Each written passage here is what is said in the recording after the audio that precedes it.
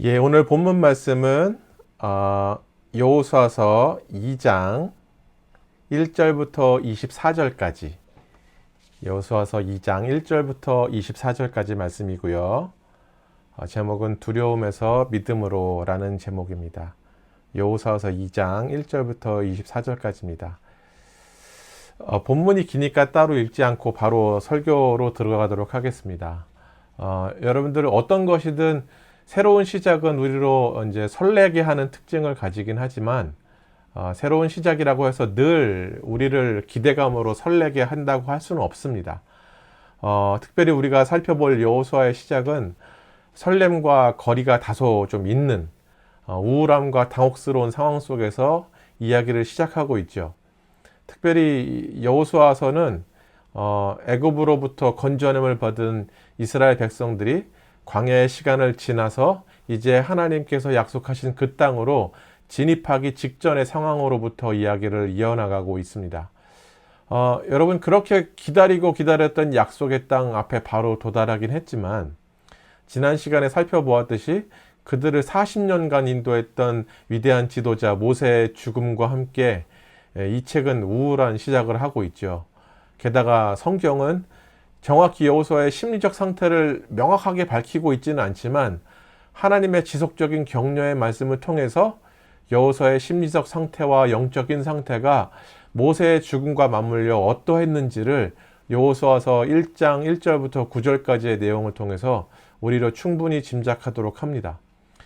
여러분 그런 상황 속에서 하나님의 말씀으로 자신이 처한 그 현실을 직시하고 그리고 동시에 우울한 상황을 극복한 여호수아는 지난주의 본문이었던 1장에서 특별히 10절 이후로 전혀 다른 모습을 보여주고 있어요. 그리고 이어지는 오늘 본문 속에서 하나님의 약속을 따라 정복전쟁의 시작을 알리는 준비를 시작하는데 바로 가나안 정복 첫 관문인 여리고성에 정탐꾼을 보내는 이야기로부터 오늘 본문은 시작합니다.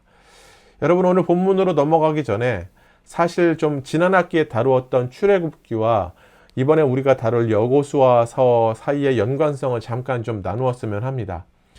여호수아서는 정복전쟁을 배경으로 다루고 있는 책이지요. 전쟁이란 말은 여러분 사실 죽느냐 사느냐의 문제가 달린 것을 의미하기도 합니다. 그런데 흥미로운 것은 하나님께서 정복전쟁을 앞두고 있는 이스라엘 백성들에게 그들이 어떤 전술과 어떤 방법으로 어떻게 전쟁에 임해야 하는지에 대해서 말씀해 주시지 않는다는 거예요. 오히려 뜬금없는 방법을 말씀해 주시는데 1장을 보시면 하나님께서는 여호수아에게 강하고 담대할 것과 그리고 하나님의 말씀을 지켜 행하는 것 그것을 말씀해 주고 계세요. 오늘 본문으로부터 시작해서 앞으로 이어지는 중대한 사건들 앞에서 하나님께서는 전쟁과는 어쩌면 하등 상관없어 보이는 당면한 문제들을 해결하는 방법과는 전혀 어울리지 않는 것들을 말씀하시는데 그러한 이유는 이 모든 정복전쟁이 칼과 총으로 이루어지는 전쟁이 아니라 하나님의 말씀에 순종을 하느냐 하지 않느냐로 결판이 나는 전쟁이기 때문에 그렇습니다. 심지어 오늘 우리가 다룰 2장 뒤에 있는 3장에서는 불어날 대로 불어난 요단강을 건너야 하는 상황에서도 하나님께서는 그 강을 건널 특별한 묘수를 말씀해 주시지 않아요. 다리를 어떻게 놔라, 나무를 어디서 구해서 다리를 만들어서 엮어서 놔라, 뭐 이런 말씀을 전혀 하시지 않습니다.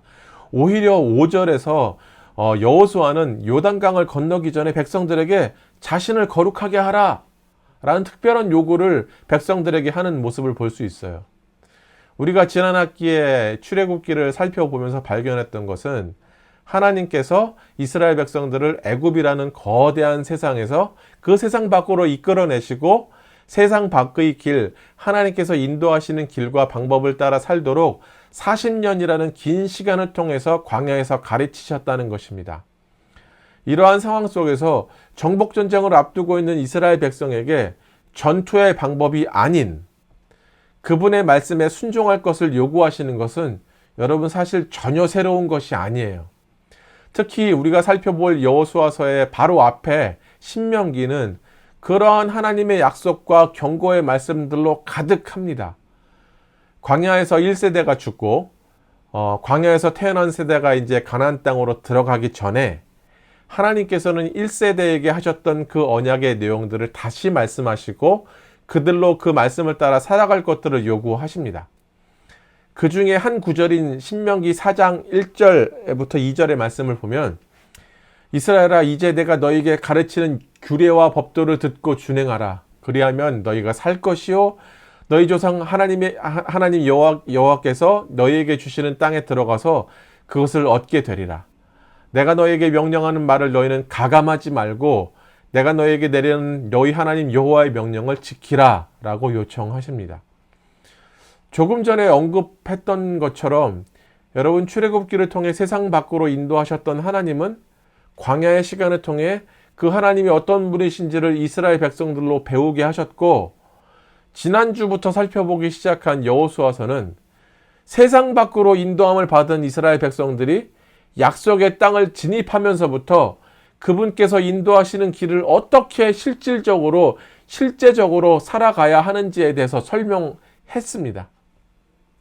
이러한 관점 속에서 여러분 우리는 지난 학기에 다루었던 출애굽기와 이번 학기에 다루는 여호수아서 사이에 어떤 연관성이 있는지를 우리는 가면 갈수록 발견할 수 있게 될 것이고 더 나아가 우리의 인생 속에 우리를 세상 밖으로 부르시는 이 삶 속에서 살아가는 방식이 손에 칼과 총을 많이 들어야 한다고 가르치는 세상의 방식이 아니라 하나님의 말씀에 순종하는 방식임을 더 깊이 깨닫게 될 수 있으리라 저는 믿습니다.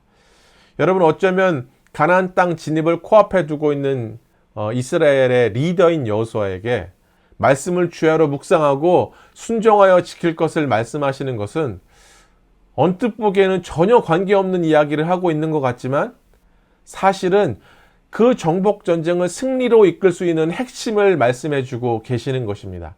다시 말해서 하나님은 1장에서 이미 정복 전쟁을 위한 가장 중요한 전략을 말씀해 주신 것이나 다름없죠. 그렇기 때문에 비록 세상 밖의 길로 인도함을 받지만 여전히 세상이라는 곳에 발을 딛고 살아가는 우리의 일상 가운데 하나님께서 요구하시는 대로 그분의 말씀을 묵상하고 그 말씀대로 살아내는 것이야말로 주어진 매일을 승리로 이끌어가는 방법임을 우리가 여호수아서를 통해서 다시 한번 발견하고 깨닫게 되는 것입니다. 자, 이러한 상황 속에서 오늘 본문 1절과 2절을 보면 제가 한번 읽어드리겠습니다. 1절과 2절입니다. 눈의 아들 여호수아가 시뜸에서 두 사람을 정탐꾼으로 보내며 이르되 가서 그 땅과 여리고를 엿보라 하매 그들이 가서 라합이라 하는 기생의 집에 들어가 거기서 유숙하더니 어떤 사람이 여리고 왕에게 말하여 이르되 보소서 이 밤에 이스라엘 자손 중 몇 사람이 이 땅을 정탐하러 이리로 들어왔나이다. 여호수아는 정복전쟁을 하는 첫 준비로 2명의 정탐꾼을 여리고에 보냈습니다. 그들이 여리고성에 잠입하여 찾아간 곳은 여러분 우리가 잘 알듯이 여리고에서 기생으로 살아가던 라합의 집이었다라고 성경은 분명히 밝히고 있죠. 그들이 왜 그곳으로 들어갔는지 정확한 이유는 알 수 없습니다만 주석가들이라든지 다른 설교자들은 이 정탐꾼들이 기생의 집으로 찾아 들어간 것은 다양한 계층의 사람들이 드나들던 장소여서 정보를 얻기에 용이한 곳이었다라고 언급하기도 합니다. 또 15절 말씀에서 보면 오늘 본문 15절 말씀에 보면 라합이 살고 있었던 집의 위치가 정탐을 하기에 적합한 장소였음을 또한 밝히고 있다는 것이죠. 라합의 집이 성벽 위에 위치하였기 때문에 여리고를 한눈에 내려다보면서 지형을 파악하고 분석하기에 최적의 장소였을 것이기 때문에 아마 이 집으로 들어가지 않았나 이렇게 생각을 할 수 있습니다. 그런데 참 재미있는 것은 이 두 명이 여리고성에 잠입했다라고 여겼는지는 모르겠으나 오늘 본문이 시작하자마자 2절에서 이들의 잠입이 탄로가 났음을 밝히고 있죠. 심지어 그들이 기생 라합의 집에 머물고 있다는 정보마저 여리고 왕이 이미 다 알고 있을 정도로 정탐꾼이라는 말 자체가 무색하게 될 정도로 이들은 지금 여리고 왕의 손바닥 안에서 놀아나고 있는 그런 상황이 되었다는 것입니다. 그래서 왕은 2명의 정탐꾼을 잡기 위해서 라합의 집으로 사람들을 보내고 그들은 두 명의 정탐꾼이 라합의 집에 머물고 있다는 것을 이미 알고 있다면서 라합에게 그들을 넘기라고 요구를 하죠. 그런데 여기서부터 라합의 행동을 우리가 한번 잘 주목해서 봐야 합니다.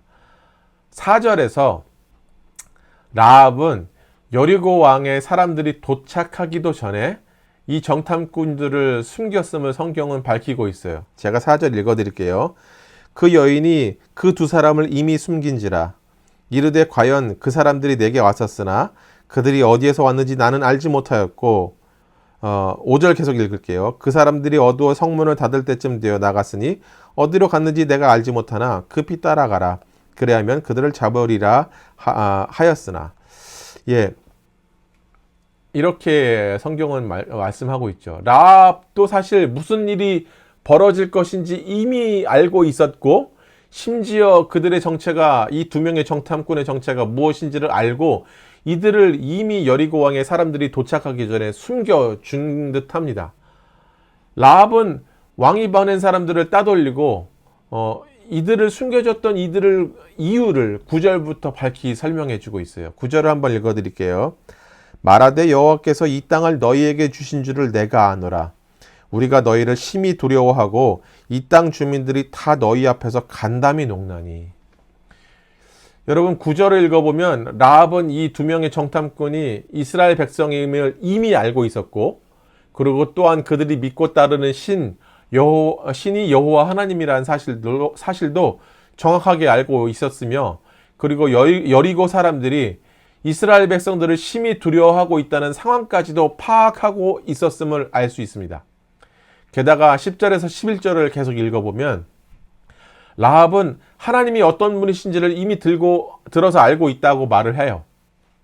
라합은 하나님께서 이스라엘 백성들을 어떻게 인도해 오셨는지를 들어 알았기 때문에 여리고 왕까지 속이는 행동을 하게 되었음을 성경은 밝히고 있습니다.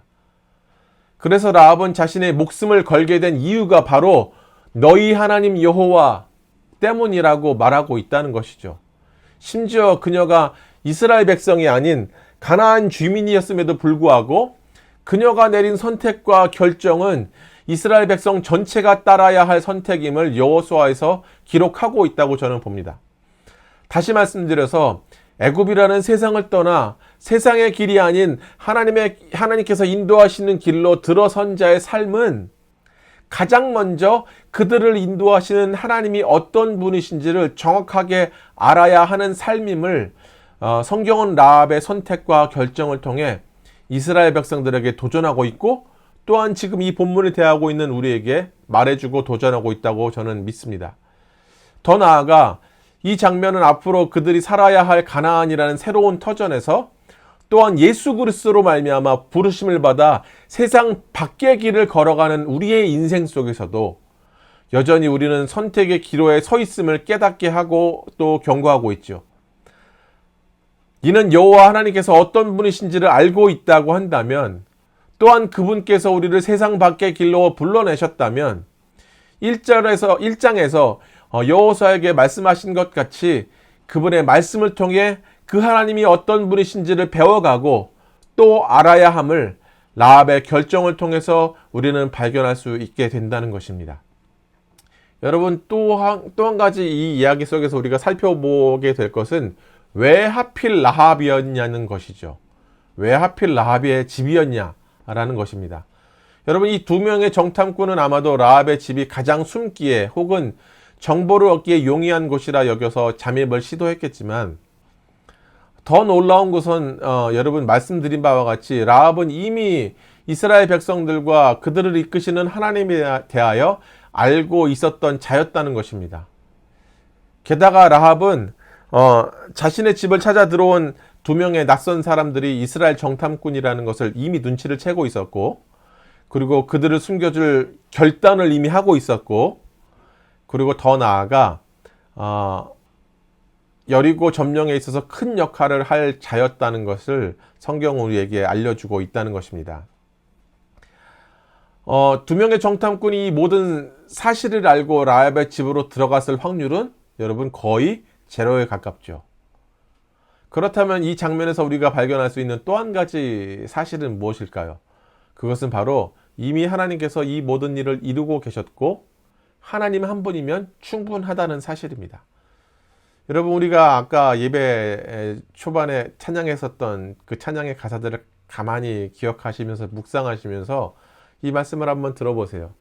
여러분, 1장에서 수많은 두려움과 걱정에 주저앉아 있었던 여호수아가 하나님의 말씀을 통해서 이 모든 일의 주인공은 하나님이셨고 하나님이시고 또한 그분께서 직접 모든 일을 이루어 가신다는 것을 다시 한번 발견하게 됐던 그는 하나님의 뜻과 명령대로 이스라엘 백성들을 준비시켰고 10절 이후에 준비시킵니다.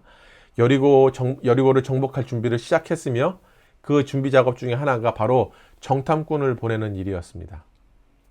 광야에서 수많은 사건들과 신실한 하나님의 인도하심을 만나와 메추리를 통해 지난 40년간 하루도 빠짐없이 이들은 경험했지만 모세의 죽음과 가나안 정복이라는 새로운 문제 앞에서 여호수아와 이스라엘 백성들은 또다시 하나님을 믿지 않고 있었다는 거예요.